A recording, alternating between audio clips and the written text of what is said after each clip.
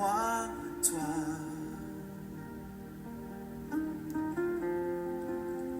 ne me laisse pas. Je veux tout abandonner et restaurer notre amitié. Tu es mon désir, oh oui. Je ne veux que toi. Rien ne peut te remplacer. Dans tes bras je suis rassuré.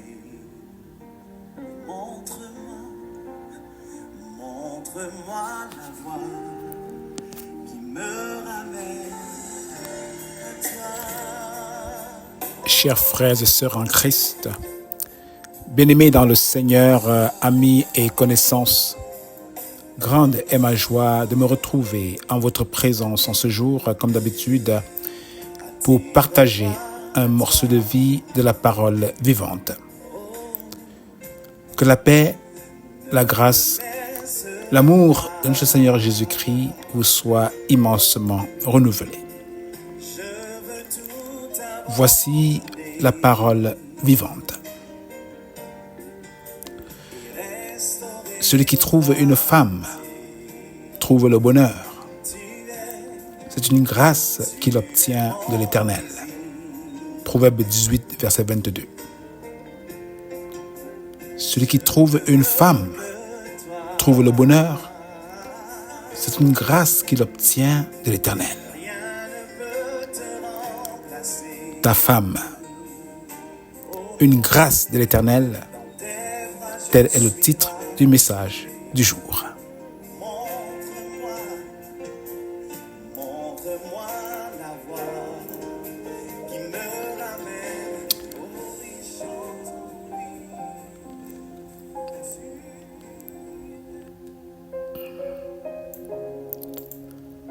Mon ami,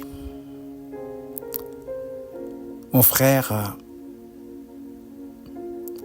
presque tout homme marié, et moi-même inclus, se rappellera qu'il fut un temps où il ressentait ce désir ardent d'être accompagné, non plus par sa sœur ou son frère ou son père ou sa mère, mais par quelqu'une qu'il présenterait dorénavant comme sa femme.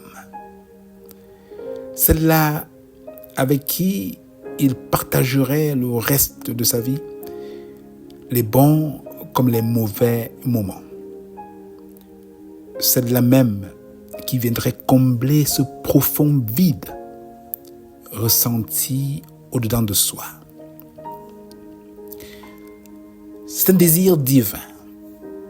C'est normal de ressentir ce vide, car le Dieu qui nous a créés a laissé ce vide en nous pour un but précis. Et lui seul sait avec qui le combler. Voyant la souffrance de l'homme, non pas parce qu'il manquait de quelque chose matériellement parlant, mais parce que malgré tout ce que Dieu lui avait donné, il se sentait seul. La parole dit, l'Éternel Dieu dit, il n'est pas bon que l'homme soit seul. Je lui ferai une aide semblable à lui. Genèse 2, verset 18. Et ceux qui connaissent l'histoire savent que de la côte d'Adam, l'Éternel tira Ève.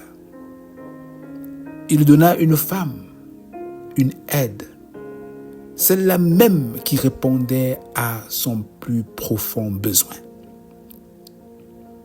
Voilà pourquoi la Bible déclare qu'un homme qui trouve une telle femme a trouvé le bonheur. C'est une grâce qui vient de l'Éternel. Adam a finalement trouvé le bonheur et pouvait dire: voici cette fois celle qui est os de mes os et chair de ma chair. On l'appellera femme parce qu'elle a été prise de l'homme.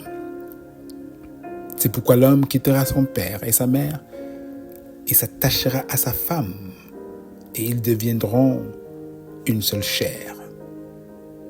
Genèse 2, 23 à 24. Mon frère, ta femme est une partie de toi. Si tu as sincèrement demandé à l'Éternel de t'accorder cette grâce, cette aide, alors celle qui saurait combler ta solitude, celle qui est à tes côtés maintenant, c'est elle ton bonheur. Ton bonheur se trouve en elle, puisque tu souffrais de la solitude. Voici que Dieu est venu te combler. Si tu prends le temps de bien l'observer, cette grâce devant toi, si tu prends du recul pour mieux la regarder, tu verras que l'Éternel a mis en elle beaucoup de qualités que tu sauras apprécier. La parole dit qu'elle a une valeur inestimable. Elle a plus de valeur que les perles, d'après Proverbe 31, verset 10. Sa présence et son caractère surpassent toutes les richesses matérielles. Une telle femme inspire confiance. Et le cœur de son mari a confiance en elle. Elle est travailleuse et responsable.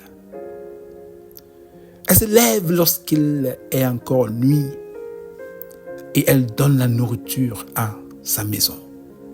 Proverbe 31, verset 15.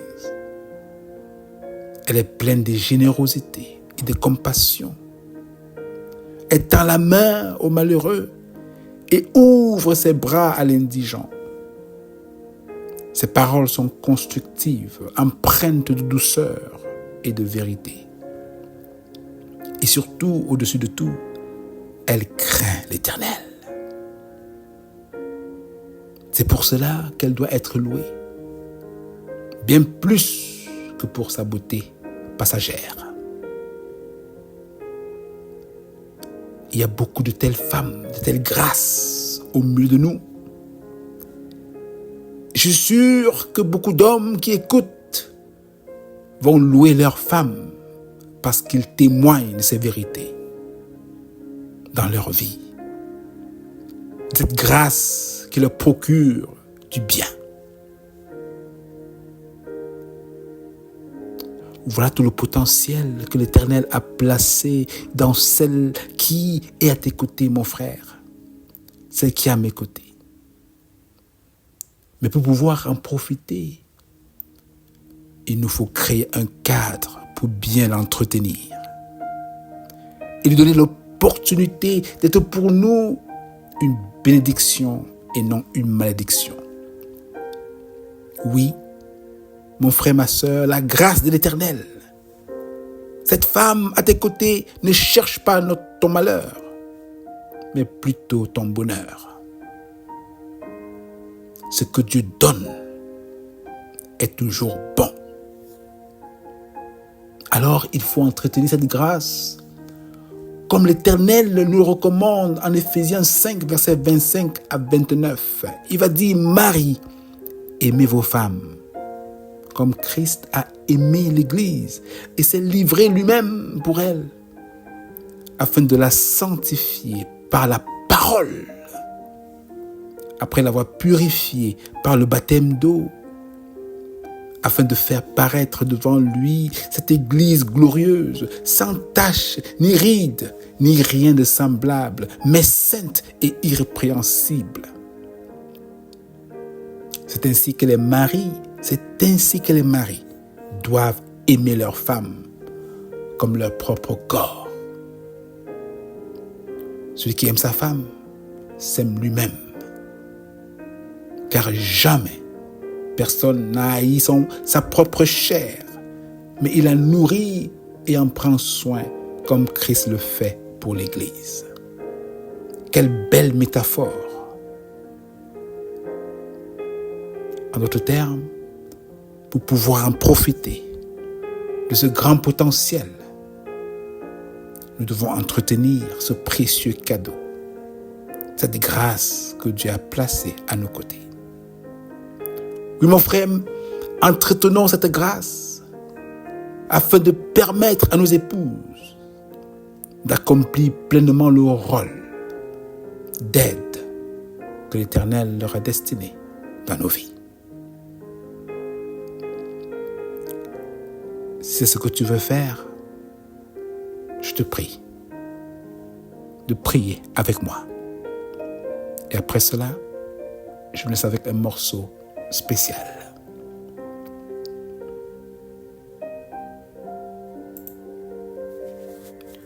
Prions.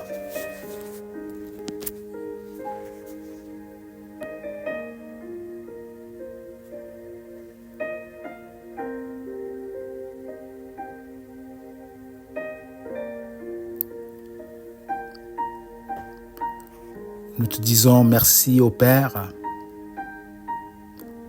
de ce que tu es ce Dieu de toute provision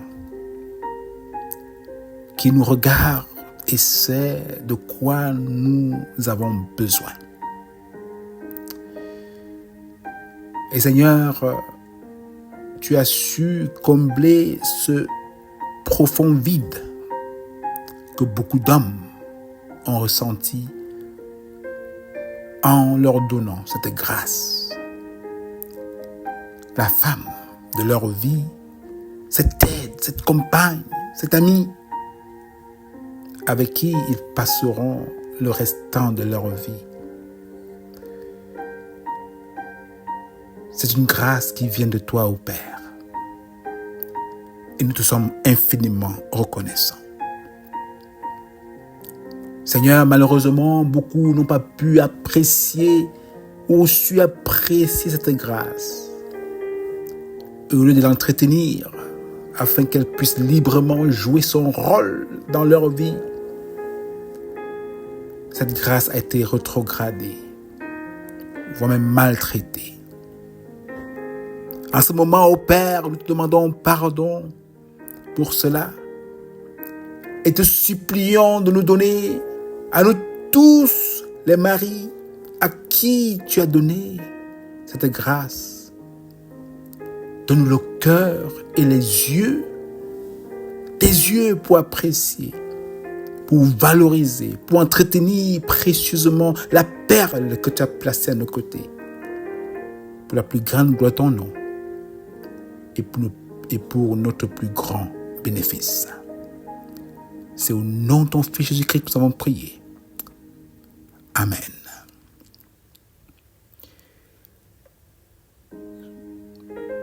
Sois béni mon frère, sois béni ma sœur, et passe le mot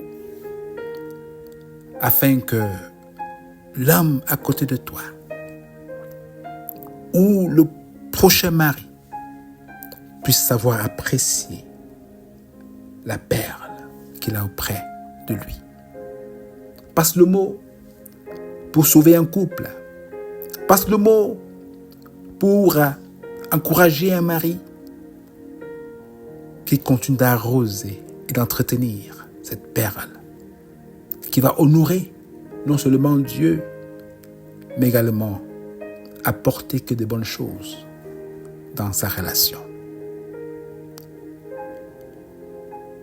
Merci de contribuer à cette chaîne d'évangélisation. Je prie que l'Éternel, dans sa grâce, vous fortifie, qu'il vous comble ses grâces, qu'il vous protège, et qu'aujourd'hui, lui qui sait votre plus profond besoin, qu'il sache le combler à la plus grande gloire de son nom. D'ici à ce qu'on se revoit pour une prochaine édition de la parole vivante, je vous laisse dans ses précieux bras d'amour. Portez-vous bien et à bientôt.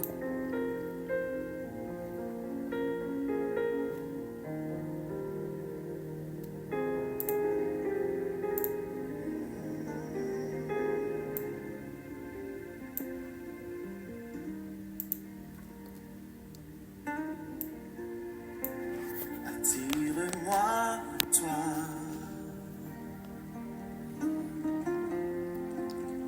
Ne me laisse pas. Je veux tout abandonner et restaurer notre amitié. Tu es mon désir, oh oui. Je ne veux que toi. Rien ne peut te remplacer. Dans tes bras je suis rassuré. Montre-moi la voie qui me ramène à toi. Oh, oh, à toi, à toi. Oh, attire-moi à toi. Oh, ne me laisse pas. Je veux tout abandonner et restaurer notre amitié. Tu es mon désir.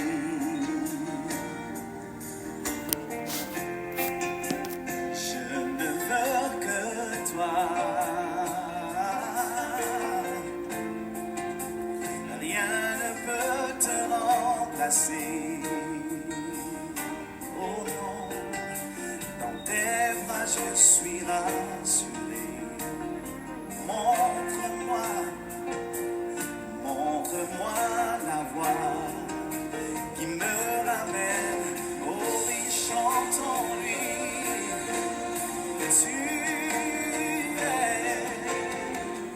Tu es tout pour moi. Sans toi, je ne peux vivre.